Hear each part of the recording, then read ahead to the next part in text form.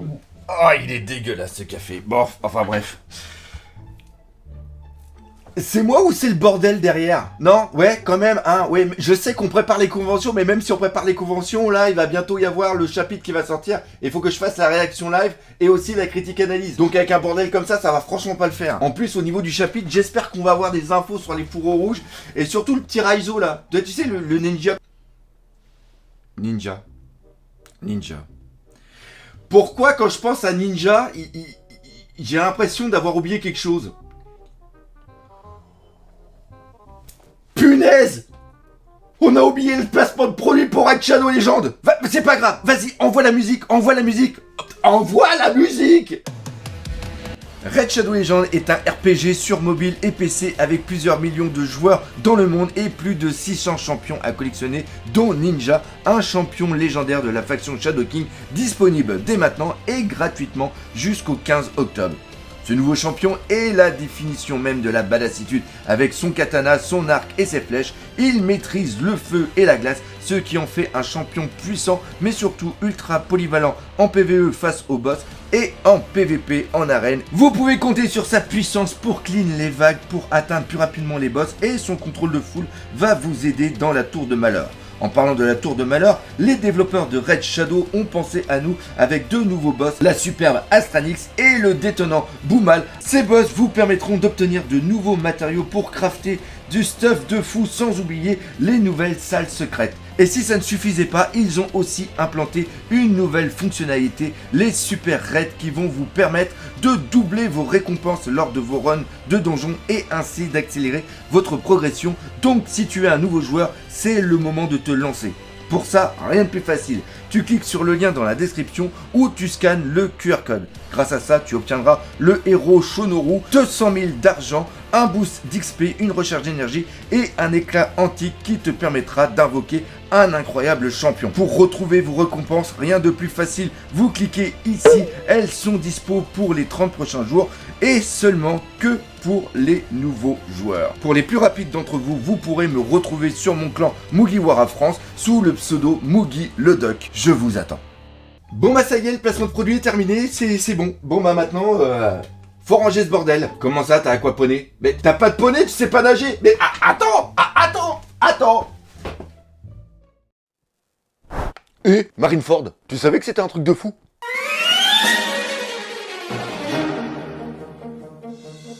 Marineford est le 22e arc de One Piece et commence au chapitre 550, sorti le 18 juillet 2009 et se termine au chapitre 580, sorti le 5 avril 2010. Malgré le fait que ce soit l'un des arcs les plus courts de One Piece, il marquera un tournant majeur dans la narration. Par contre, si tu n'as pas encore lu Marineford, je te conseille directement d'arrêter cette vidéo car ça va un tout petit peu spoiler. Bien que Marineford ne fasse seulement que 31 chapitres, il a su marquer durablement l'esprit de tous les fans de One Piece par des combats absolument titanesques, des révélations de malades et surtout la mort de deux personnages emblématiques.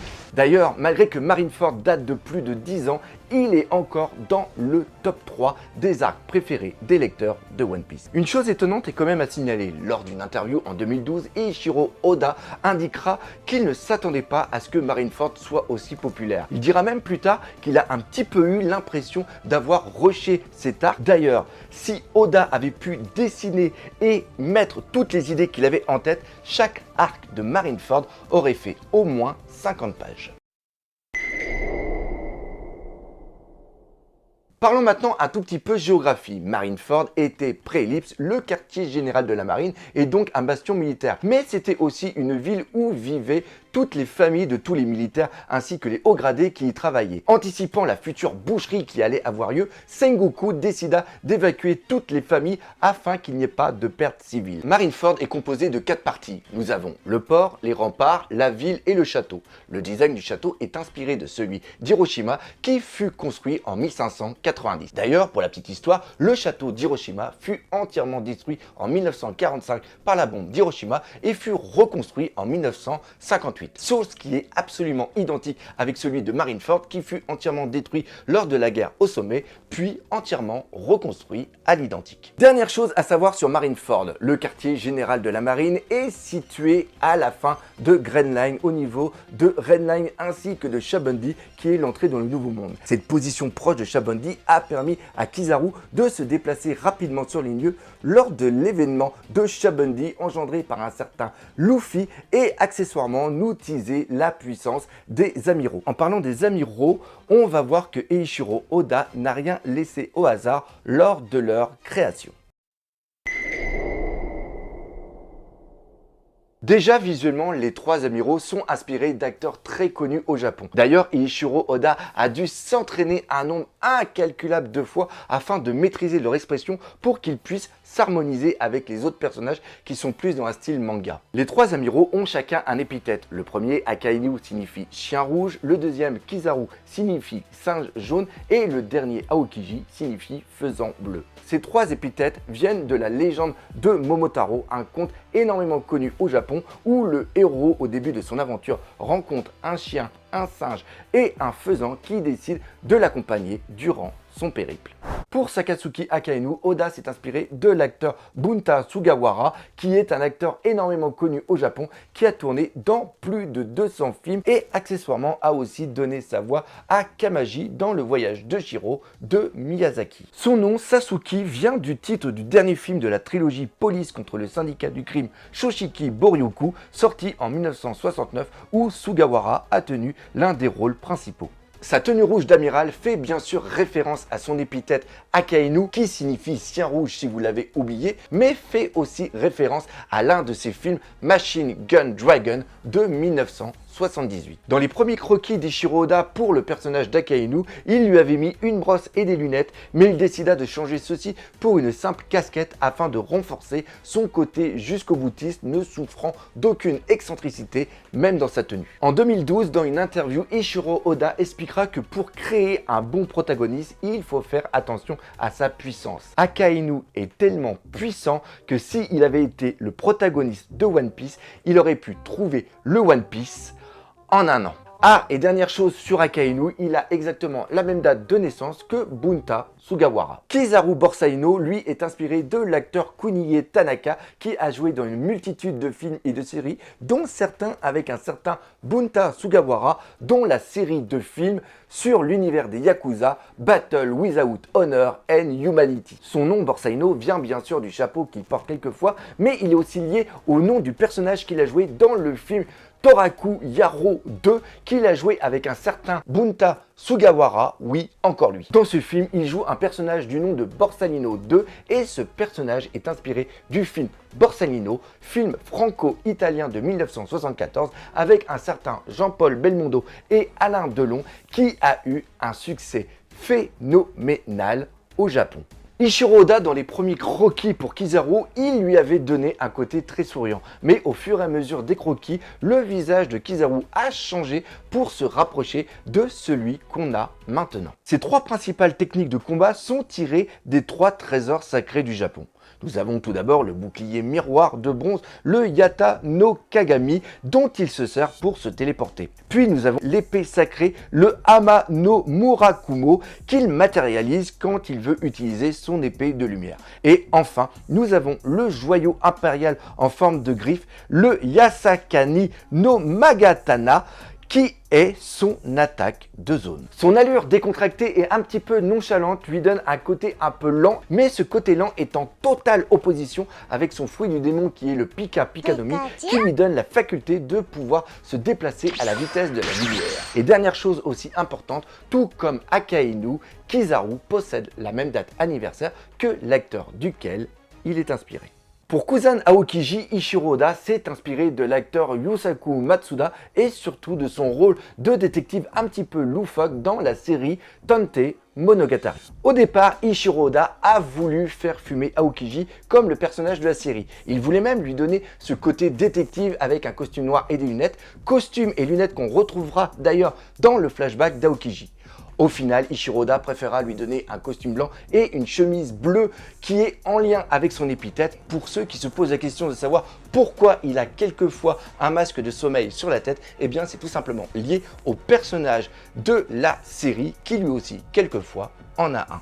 Eiichiro Oda, à travers le caractère d'Aokiji, a voulu montrer une totale opposition avec celui d'Akainu. D'ailleurs, cette opposition va se solder par un combat titanesque entre les deux amiraux à Punk Hazard. Dernière chose à savoir sur Aokiji, tout comme pour Akainu et Kizaru, il a la même date d'anniversaire que l'acteur duquel il est inspiré. Mais le personnage le plus important et surtout le plus puissant n'est pas l'un de ces trois amiraux, mais celui qui a donné le nom à son équipage. Il s'agit bien sûr de Barbe Blanche.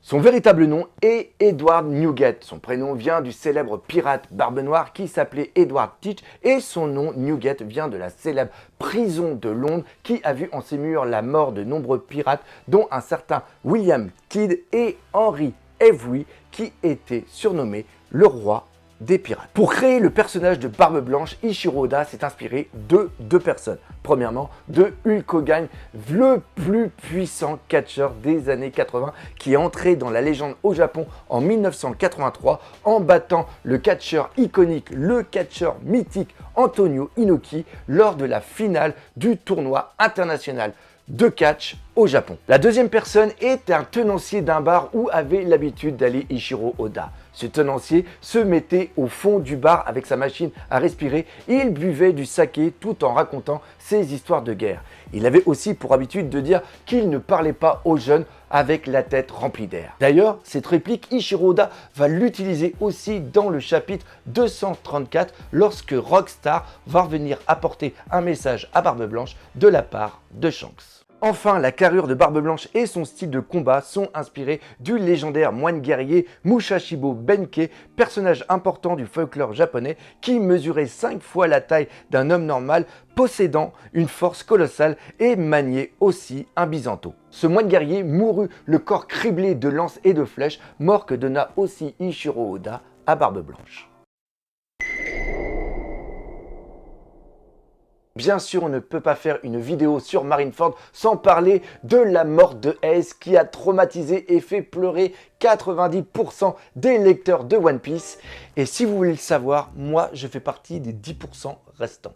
Eiichiro Oda va recevoir une tonne de lettres de la part des fans de One Piece le suppliant de ne pas tuer Ace. Même son tanto Akira Jean-Baptiste Hattori, qui surveillait son travail durant Marineford, lui demandera s'il compte vraiment tuer Ace car il pense que c'est une très mauvaise idée. Chose qui va étonner Eiichiro Oda car dès l'introduction du personnage de Ace lors d'Alabasta, il avait déjà en tête de tuer Ace. On remarquera que Ace est peu présent durant les aventures de One Piece, chose que Eiichiro Oda a mis en place afin que les lecteurs ne s'attachent pas trop à ce personnage. D'ailleurs, ceci va partiellement fonctionner car il faudra attendre le 4e sondage de popularité en 2008 pour que Ace arrive enfin dans le top 5 des personnages préférés des lecteurs de One Piece. Dans une interview, Eiichiro Oda dira que Luffy avait besoin d'une grosse épreuve, la mort de Ace, pour pouvoir avancer. Dans cette même interview, il dira qu'il a été étonné que autant de personnes aient été touchées par la mort de Ace et qu'il est à peu près sûr qu'ils seront encore plus touchés par la fin de One Piece. Dernier fait étonnant sur Ace, lorsque Eiichiro Oda a commencé à chercher des idées sur Marineford, Ace n'avait aucun lien de parenté avec un certain Goldie Roger. C'est lors d'une réunion avec son tanto qu'il lui a posé la question suivante. Et que penses-tu si Ace était le fils de Goldie Roger? Le tanto a tellement été surpris que Eiichiro Oda a tout de suite su qu'il tenait là une excellente idée. Que serait cet arc Marineford sans le final avec l'arrivée de Shanks qui vient mettre fin tout seul à la guerre au sommet, l'action la plus badass du personnage le plus badass de One Piece. Sauf que cette action a failli ne jamais avoir lieu. Pourquoi? Parce que normalement, Shanks ne devait jamais intervenir sur Marineford. C'est d'ailleurs pour cela qu'au chapitre 533, le vice-amiral Momoga apprend que Shanks a déclenché une guerre contre Kaido dans le Nouveau Monde, ce qui permet d'éloigner Shanks de Marineford et donne une excuse pour sa non-intervention. Sauf qu'il fallait absolument quelque chose pour clôturer cet arc Marineford de façon phénoménale et Ichiro Oda a eu l'idée de faire intervenir Shanks et on peut dire que cette idée est sûrement l'idée la plus géniale d'Ichiro Oda. Voilà, c'est là-dessus que se termine cette vidéo. J'espère que vous l'aurez apprécié. Si c'est le cas, comme d'habitude, n'hésitez pas à partager, parlez-en autour de vous, laissez des commentaires, mais surtout, on n'oublie pas le principal, One Piece, c'est un truc de fou.